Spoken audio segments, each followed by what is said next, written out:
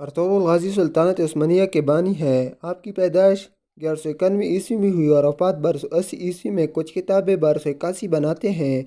آپ ہی کے 3 بیٹے تھے، گندز، سوچی اور عثمان، اور آپ کے تیسرے بیٹے عثمان نے 1291 یعنی ارطغرل کی وفات کے 10 سال بعد خلافت بنائی، اور ارطغرل کے اسی بیٹے عثمان کے نام سے ہی خلافت کا نام خلافت عثمانیہ رکھا گیا، لیکن سلطنت کی بنیاد ارطغرل غازی روح رکھ کر گئے تھے۔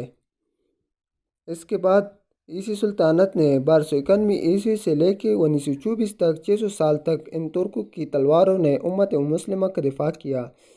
اس کے ساتھ مسجد نبوی، گنبد خضرا اور مسجد حرام کی جدید تعمیر، سیدنا امیر حمزہ کا مزار، مکہ مکرمہ تک ایک عظیم الشان نہر، عقائد و جہان صلی اللہ علیہ وسلم کے مزار اور انوار کے گرد سیسہ پلائی دیوار، مکہ مکرمہ تک ٹرین منصوبہ جیسے عظیم کارنامے سر انجام دیے۔ ارطغرل غازی کا خاندان واسطہ ایشیا سے یہاں آیا تھا، اور ان کے امجد غوث خان کے 12 بیٹے تھے، جس سے یہ 12 قبیلے بنے، جن میں سے ایک یہ کائی قبیلہ تھا جس سے ارطغرل غازی تعلق رکھتا تھا۔ آپ کے والد کا نام سلیمان شاہ تھا۔ ارطغرل غازی کے 3 اور بھائی تھے، سارن، زلجان اور گلدر۔ آپ کی والدہ کا نام ہائمہ تھا۔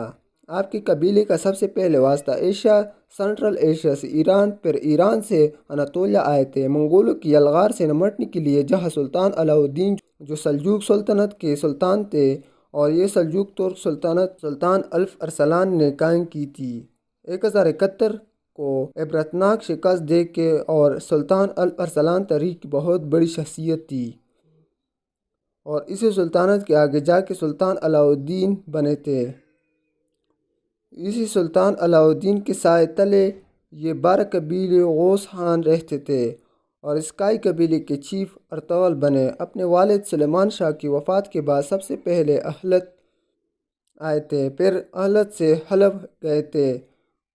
1232 جہاں سلطان صلاح الدین ایوبی کے پوتے العزیز کی حکومت تھی، سب سے پہلے ارطغرل نے العزیز کو اس کے محل میں موجود غداروں سے نجات دلائی، پھر اس سے دوستی کی، پھر سلطان علاء الدین کی بھتیجے حلیمہ سلطان سے شادی کی، جس سے آپ کو 3 بیٹے ہوئے، اوپر جو میں نے نام دیے ہیں۔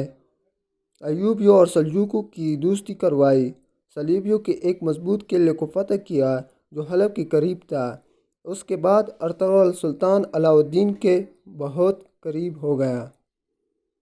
اس کے بعد منگولوں کی یلغار قریب ہوئی تو ارطغرل غازی نے منگولوں کے ایک اہم لیڈر نویان کو شکست دی۔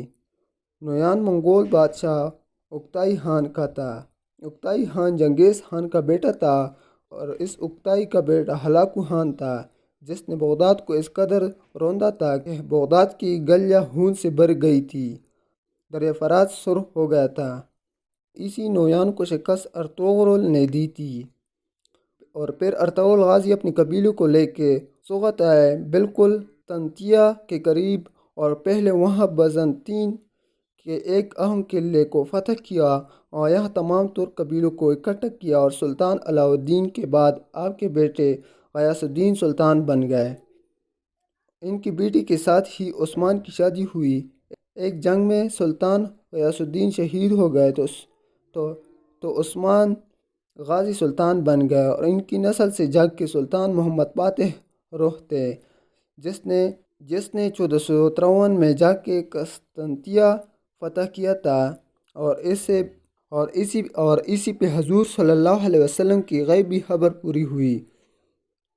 تاریخ میں ارطغرل غازی جیسے جنگجو بہت کم ملتے ہیں، لیکن ہماری نسل ان کو جانتی نہیں۔ بہت بہادر جنگجو تھے۔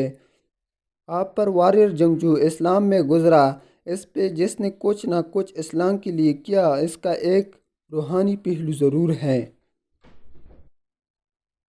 جس نے کچھ نہ کچھ اسلام کے لیے کیا، اور اس کا ایک روحانی پہلو ضرور ہے۔